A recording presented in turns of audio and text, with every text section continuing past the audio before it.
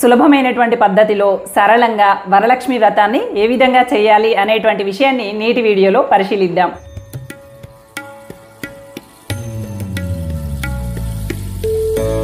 చాలా మందికి వరలక్ష్మి వ్రతం చేసుకోవాలని ఉంటుంది, కానీ వాళ్ళకి ఏదో ఒక రకమైనటువంటి భయం ఉంటుంది. సులభంగా ఎలా చేసుకోవాలో తెలియక తికమక పడుతూ ఉంటారు. అలాంటి వాళ్ళను ఉద్దేశించి ఎలా సులభంగా పూజ చేసుకోవాలి అనేటువంటి విషయాలు చూసినట్లయితే, ముందుగా మనం పూజ మొదలు పెట్టగానే ఆచమనం చేస్తామన్నమాట. అంటే మనం పవిత్రం అవ్వటం కోసం, లోపల నుంచి పవిత్రం అవ్వటం కోసం ఆచమనం ఓం కేశవాయ నమః, ఓం నారాయణాయ నమః, ఓం మాధవాయ నమః అని చెప్పి చేతిలో నీళ్లు పోసుకొని చప్పుడు రాకుండా అవి తాగి, ఆ తర్వాత ఎడం వైపు చక్కగా చేతిని కడుక్కొని, ఇంకా నేను మానసికంగా పవిత్రమయ్యాను స్వామి అని చెప్పి పూజ మొదలు పెట్టడానికి సంసిద్ధంగా ఉంటామన్నమాట. ఇక్కడ ఆడవాళ్ళైతే నమః అని చదువుతారు. వరలక్ష్మి వ్రతం అంతా చేసుకునేది ఆడవాళ్ళే కాబట్టి నమః అని చదవాలి. మగవాళ్ళైతే కేశవాయ స్వాహ, నారాయణాయ స్వాహ, మాధవాయ స్వాహ అని చెప్పి వినాయక చవితి అలాంటి సందర్భాలలో వస్తాయి కదా, సత్యనారాయణ స్వామి వ్రతము, వినాయక చవితి పూజ, అలాంటి వాటిలో స్వాహ స్వాహ అని చదువుతారనమాట. మగవాళ్ళు మాత్రం స్వాహ అని చదవాలి, ఆడవాళ్ళు మాత్రం నమః అని చదవాలి. సరే, ఆచమనం పూర్తవుతుంది. ఆచమనం పూర్తయిన తర్వాత మహాగణాధిపతయే నమః అని చెప్పి విఘ్నేశ్వర పూజ చేసుకుంటాము. ఇక్కడ విఘ్నేశ్వరుని ఆరాధించడం అంటే నా పూజ నిర్విఘ్నంగా కొనసాగాలి స్వామి అని చెప్పి శుక్లాంబరధరం విష్ణుం శశివర్ణం చతుర్భుజం ప్రసన్నవదనం ధ్యాయే సర్వ విఘ్నోపశాంతయే అని చెప్పి సింపుల్గా చదివినా పర్వాలేదు.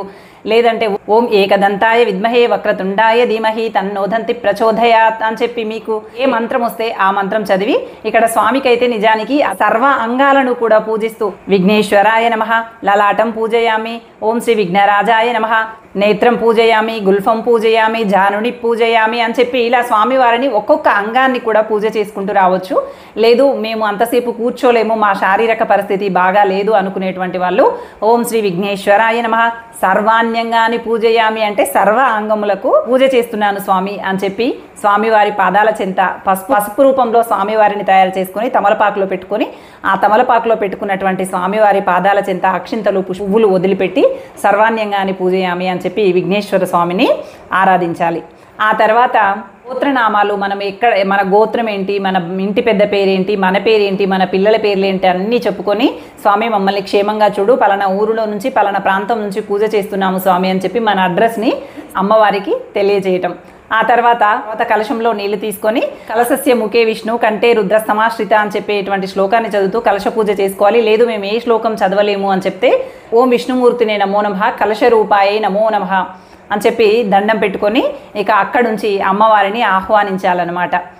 అమ్మవారిని ఆహ్వానించాలి అంటే ముందే మనం ఆసనం తయారు చేసుకుంటాం కదా, అమ్మవారి ముఖాన్ని ఉత్తరం వైపు పెట్టేలాగా ఆసనాన్ని ఏర్పాటు చేసి అష్టదళ పద్మానికి సంబంధించినటువంటి పసుపు ముగ్గు వేసి పైన ఆసనాన్ని ఏర్పాటు చేసి, ఆసనం పైన చక్కని ఎరుపు రంగులో ఉన్నటువంటి బట్టని కానీ పట్టు వస్త్రాన్ని కానీ పరిచి ఆ మధ్యలో బియ్యం వేసి, ఆ తర్వాత కలశంలో బియ్యం కానీ నీళ్లు కానీ ఎవరి వంశాచారం ఏది ఉంటే అది చక్కగా ఆ కలశంలో నీళ్లు పెట్టి పైన కొబ్బరికాయని జుట్టు పైకి ఉండేలాగా పెట్టి ఆ కొబ్బరికాయకి చక్కగా మలుపులుగా చేసి అలంకరిస్తామన్నమాట.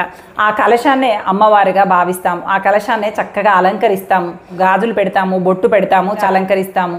ఆ కలశంలోనే అమ్మవారిని చూసుకుంటామన్నమాట. ఆ కలశంతో పాటుగా వెనక వైపు అమ్మవారి ఫోటో, తెల్ల ఏనుగులతో ఉన్నటువంటి వరలక్ష్మీదేవి ఫోటోను పెట్టుకుంటాము.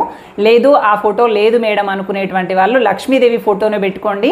అంతేకాని ఇప్పుడు తెల్ల ఏనుగుల ఫోటో కావాలని చెప్పి గబగబా పరుగులు మాత్రం తీయకండి. ఏది ఉంటే అదే ఫోటోతో చక్కగా పూజ చేసుకోండి. అమ్మవారి నవ్వు ముఖాన్ని ఎక్కువసేపు పరిశీలించేటువంటి ప్రయత్నం చేయండి. ఆ తర్వాత తమలపాకులో అమ్మవారిని గౌరమ్మగా తయారు చేసుకొని తమలపాకులో పెట్టుకోవాలి.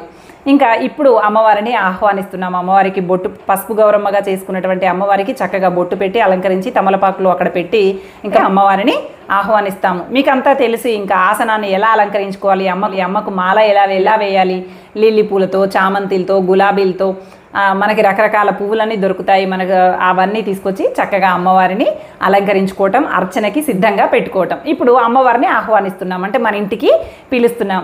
పిలిచేటప్పుడు ఎలా ఆహ్వానిస్తాము? షోడశోపచార పూజలు చేస్తూ ఆహ్వానిస్తామన్నమాట. అసలు ఈ షోడశోపచార పూజ అంటే ఏమిటి అంటే 16 ఉపచారాలు చేసేటువంటి విధానం. 16 ఏంటివి అంటే ఆవాహనము, అంటే అమ్మవారిని మనస్ఫూర్తిగా స్వాగతం పలకటం. అమ్మ మా ఇంట్లోకి విచ్చై తల్లి అని చెప్పి వాహాయామి దేవిత్వం సుప్రీత భవ సర్వదా అని చెప్పి అమ్మవారిని ఆహ్వానిస్తున్నాం అనమాట. లోపలికి స్వాగతం పలుకుతాం. లోపలికి వచ్చిన తర్వాత ఏం జరుగుతుంది? ఆసనం వేస్తాము. ఎవరైనా రాగానే రండి రండి కూర్చోండి అంటాం కదా, అలాగే అమ్మవారికి స్వాగతం పలికిన తర్వాత మనం ఏర్పాటు చేసుకున్నాం కదా ఆసనము, ఆ ఆసనంలో అమ్మవారిని కూర్చోమంటాం. అంటున్నాం అనమాట. షోడశోపచారాల్లో రెండవది ఆసనం, అమ్మవారిని కూర్చోమని చెప్పటం. నీకు రత్న సింహాసనాన్ని సమర్పిస్తున్నాను, నా యందు దయతలచి నేను ఏర్పాటు చేసినటువంటి సింహాసనం పైన కూర్చో తల్లి అని చెప్పి ఓం శ్రీ వరలక్ష్మీ దేవతాయే నమః ఆసనం సమర్పయామి, శ్రీ వరలక్ష్మీ దేవతాయే నమః ఆవాహయామి అని చెప్పి మొదటిది. రెండవది ఓం శ్రీ వరలక్ష్మీ దేవతాయే నమః ఆసనం సమర్పయామి అని చెప్పి సరళమైనటువంటి పద్ధతిలో చదువుకోండి. ఇంకా తర్వాత అమ్మవారు కూర్చున్నారు. కూర్చున్న తర్వాత ఏం చేస్తాము, కాళ్ళు కడుక్కునేందుకు నీళ్ళు ఇస్తాము. దాన్నే మనము పాద్యము అంటామన్నమాట. పాద్యం సమర్పయామి, ఓం శ్రీ వరలక్ష్మీ దేవతాయే నమః పాద్యం సమర్పయామి అంటే కాళ్ళు కడుక్కోవడానికి నీళ్ళు ఇచ్చాము అని అర్థము. ఆ తర్వాత అమ్మవారు వచ్చారు, కూర్చున్నారు, కాళ్ళు కడుక్కున్నారు. ఇంకా తర్వాత అమ్మవారికి ఏమి ఇస్తాం మనము, అర్ఘ్యము అంటే చేతులు శుభ్రపరచుకోవటానికి నీళ్ళు ఇవ్వటం అనమాట. ఓం శ్రీ వరలక్ష్మీ దేవతాయే నమః అర్ఘ్యం సమర్పయామి అని చెప్తామన్నమాట. అమ్మ చేతులు కడుక్కో తల్లి అని చెప్పి చేతులు కడుక్కోవటానికి నీళ్ళు ఇస్తాము. కాళ్ళు చేతులు కడుక్కుంది చక్కగా. ఆ తర్వాత తాగడానికి మంచినీళ్ళు ఇస్తాం కదా, మంచినీళ్ళు తాగుతారా రండి అని చెప్పి మన ఇంటికి ఎవరు వచ్చినా మంచినీళ్ళు ఇస్తాం కదా, అలాగే అమ్మకి భక్తితో మంచినీళ్ళు ఇవ్వాలి. ఓం శ్రీ వరలక్ష్మీ దేవతాయే నమః పానీయం సమర్పయామి అమ్మవారికి మంచినీళ్ళు కూడా ఇస్తామన్నమాట. మంచినీళ్ళు ఇచ్చిన తర్వాత రండి స్నానం చేదురు కానీ బాగా అలసిపోయి వచ్చారా అని చెప్పి స్నానానికి నీళ్లు పెడతాం కదా. ఓం శ్రీ వరలక్ష్మీ దేవతాయే నమః పంచామృత స్నానం సమర్పయామి పంచామృతాలతో స్నానం చేయి తల్లి, నా ఇంటికి వచ్చావు కదా, నీ బంగారు పాదాలు నా ఇంట్లో మోపావు కదా అని చెప్పి అమ్మవారికి స్నానానికి నీళ్లు ఏర్పాటు చేయటం అన్నమాట. ఈ స్నానంలో పంచామృతం తర్వాత వెంటనే మళ్ళీ మామూలు నీళ్ళతో శుద్ధోదక స్నానం సమర్పయామి. ఓం శ్రీ వరలక్ష్మీ దేవతాయే నమః శుద్ధోదక స్నానం సమర్పయామి అని చెప్పి మళ్ళీ మామూలు నీళ్ళతో అమ్మకి స్నానం చేయిస్తామన్నమాట. స్నానం తర్వాత చక్కగా బట్టలు ఇవ్వటం. ఓం శ్రీ వరలక్ష్మీ దేవతాయే నమః వస్త్రయుగ్మం సమర్పయామి చీర జాకెట్టు బట్టలు అమ్మవారికి ఏవేవైతే సమర్పించాలనుకుంటున్నామో అమ్మవారికి సమర్పించాలనుకున్నటువంటి వస్త్రాలు అక్కడ అమ్మవారికి సమర్పించటం. వరలక్ష్మీ దేవతాయ నమః వస్త్రయుగ్మం సమర్పయామి అని చెప్పి అమ్మవారికి బట్టలు సమర్పించాలి. ఇక్కడ విష్ణుమూర్తికి, విఘ్నేశ్వర స్వామికి, సత్యనారాయణ స్వామికి ఇలాంటి వాళ్ళకైతే యజ్ఞోపవీతం సమర్పయామి అంటాము. కానీ ఇక్కడ అమ్మవారు కాబట్టి మనం ఓం శ్రీ వరలక్ష్మీ దేవతాయ నమః మాంగళ్యం సమర్పయామి అమ్మవారికి నల్ల పూసలు సమర్పించాలి. మాంగళ్యం ధరించిన తర్వాత అమ్మవారు ఇంకా ఏం వేసుకుంటారు, ఆభరణాలు వేసుకుంటారు. ఓం శ్రీ మహాలక్ష్మీ దేవతాయ నమః ఆభరణాన్ని సమర్పయామి ఆభరణాలు కూడా సమర్పించాలి. ఓం శ్రీ వరలక్ష్మీ దేవతాయ నమః గంధం సమర్పయామి. ఓం శ్రీ వరలక్ష్మీ దేవతాయ నమః పుష్పం సమర్పయామి. వరలక్ష్మీ దేవతాయే నమః ధూపం సమర్పయామి. ఓం శ్రీ వరలక్ష్మీ దేవతాయే నమః దీపం సమర్పయామి. ఓం శ్రీ వరలక్ష్మీ దేవతాయే నమః నైవేద్యం సమర్పయామి. ఓం శ్రీ వరలక్ష్మీ దేవతాయే నమః తాంబూలం సమర్పయామి అని చెప్పి 16 ఉపచారాలతో అమ్మవారిని పిలిచి చక్కగా అన్ని సమకూర్చి చివరికి గంధము, పుష్పము, నైవేద్యము, తాంబూలము అన్నీ కూడా అమ్మకి సమర్పించి కూర్చోబెడతాం. తాంబూలం సమర్పయామి. ఓం శ్రీ వరలక్ష్మీ దేవతాయే నమః నీరాజనం సమర్పయామి. హారతి ఇచ్చి ఆత్మ ప్రదక్షిణ చేసుకుంటూ మన కోరికని మనసులో కోరుకోవటం అనమాట. ఇంకా ఆసనం పైన అమ్మ వచ్చింది, చక్కగా అలంకరించుకుంది, కూర్చుంది. మనం ఇచ్చినటువంటి నైవేద్యము, పళ్ళు, ఫలాలు, గంధము అన్నీ పెట్టుకొని కూర్చుంది. ఇంకా ఏంట్రా చెప్పు బిడ్డ నీ సంగతి ఏంటి అని చెప్పి అమ్మ అడుగుతుంది అనేటువంటి భావనలో ఇంకా పూజని ముందుకు కొనసాగించాలన్నమాట. ఇవన్నీ ఎక్కడ చేస్తాము, అమ్మవారి ఫోటో ముందు కలశం పెట్టి ఈ కలశానికి ఫోటోకి మధ్యలో చిన్న తమలపాకులో గౌరమ్మగా చేసుకున్నటువంటి వరలక్ష్మీదేవి అమ్మవారిని ఆ పసుపు ముద్దగా చేసినటువంటి అమ్మవారి పైన పడేలాగా ఈ అక్షింతలు, పువ్వులు వేస్తూ పూజ చేస్తూ ఉంటామన్నమాట. ఇక్కడ వరకు ఏం జరిగింది, అమ్మవారు వచ్చారు, కూర్చున్నారు, కాలు కడుక్కున్నారు, మంచినీళ్ళు తాగారు, స్నానం చేశారు, ఆభరణాలు ధరించారు, గంధము, పుష్పము, ఫలము, నైవేద్యము, హారతి, నీరాజనము అన్నీ తీసుకొని చక్కగా కూర్చున్నారు మన ముందు. ఇప్పుడు మరి మనం ఏం చేయాలి, అమ్మ మన ముందు కూర్చుంటే 4 మాటలు అమ్మ గురించి గొప్ప విషయాలు చెప్పాలి కదా, 4 మంచి గొప్ప విషయాలు చెప్పాలి కదా. అమ్మని కాస్తైనా అమ్మ మన ముందు కనబడితే ముద్దు చేయాలి కదా అమ్మని. కాబట్టి అమ్మని ముద్దు చేస్తూ ప్రేమతో అదంగ పూజ చేస్తామన్నమాట. అదంగ పూజ అంటే ఒక్కొక్క అంగాన్ని పూజించటం అనమాట. ఓం చంచలాయ నమః పాద పూజయామి. ఓం చపలాయ నమః జానుని పూజయామి అని చెప్పి అమ్మవారి ఒక్కొక్క అంగం గురించి అదంగ పూజ ఉంటుంది. లేదండి మేము ఇవన్నీ చదవలేము, మాకు తెలియదు అంటే ఓం శ్రీ వరలక్ష్మీ దేవతాయ నమః సర్వాణ్యంగా అని పూజయామి. ఓం శ్రీ వరలక్ష్మీ దేవతాయ నమః పాద పూజయామి. ఓం శ్రీ వరలక్ష్మీ దేవతాయ నమః సర్వాణ్యంగా అని పూజయామి అని చెప్పి దండం పెట్టుకోండి.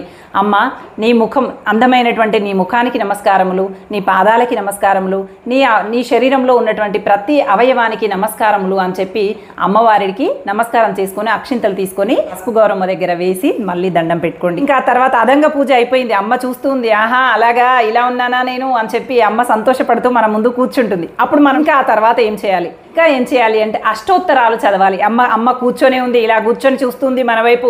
అష్టోత్తరాలు చదవండి. అప్పుడు ఓం ప్రకృత్యే నమః, ఓం వికృత్యే నమః, ఓం విద్యాయే నమః అని చెప్పి అష్టోత్తరాలు ఉంటాయి. ఈ అష్టోత్తరాలు చదివేటువంటి ప్రయత్నం చేయండి. చాలా ఈజీగా ఉంటాయి, ఎవరైనా చదవచ్చు. ఇవి నోరు తిరగనటువంటి వాళ్ళకు కూడా తిరుగుతుంది. ఖచ్చితంగా చదివేటువంటి ప్రయత్నం చేయండి.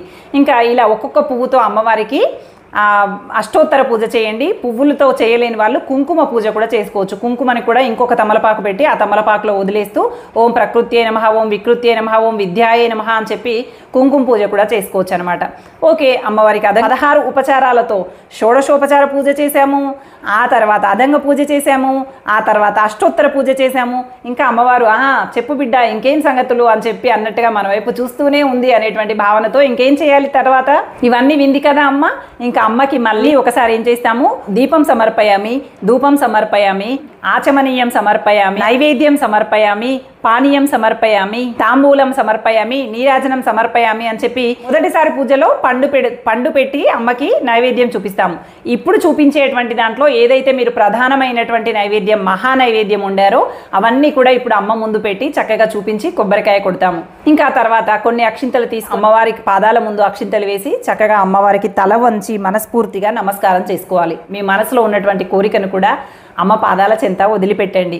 ఇంకా తర్వాత తోరము మీకు తెలిసిందే, వరలక్ష్మి వ్రతం చేసుకునేటువంటి వాళ్ళు ప్రతి ఒక్కరూ 9 పోగులతో 9 ముడులతో పసుపు పచ్చని దారాన్ని 9 పోగులు ఏర్పాటు చేసుకొని 9 ముడులు పెట్టుకొని ఆ 9 ముడులలో ఒక్కొక్క పువ్వును కూడా ఏర్పాటు చేసుకొని తోరము అంటామన్నమాట. నవగ్రంథి అని చెప్పి అంటారు. ఒక్కొక్క గ్రంథికి ఒక్కొక్క ప్రాధాన్యత ఉంది. తోరానికి కూడా పూజ చేసుకోవాల్సి ఉంటుంది. ఓం శ్రీ వరలక్ష్మి దేవతాయ నమః ప్రథమ గ్రంథిం పూజయామి, ఓం శ్రీ వరలక్ష్మి దేవతాయ నమః ద్వితీయ గ్రంథిం పూజయామి అనుకుంటూ 9 గ్రంథులకు సంబంధించి నవమ గ్రంథిం పూజయామి వరకు చదువుకొని ఆ తర్వాత ఈ తోర పూజ చేసిన తర్వాత ఆ తోరాన్ని కుడి చేయికి కట్టుకొని అమ్మవారికి వాయనం సమర్పించాలి. ఇంకా తర్వాత మీ దగ్గర పుస్తకం ఉన్నట్లయితే వరలక్ష్మి కథ చదువుకోండి.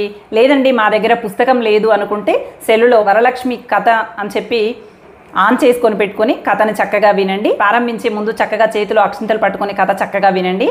ఆ తర్వాత ఆ అక్షింతలను తీసుకొని అమ్మవారి పాదాల ముందు పెట్టి దండం పెట్టుకొని ఆ 2 అక్షింతలు తీసి మీరు నెత్తిలో వేసుకొని చివరగా అమ్మవారికి నీరాజనం ఇచ్చి పూజని పూర్తి చేయొచ్చు.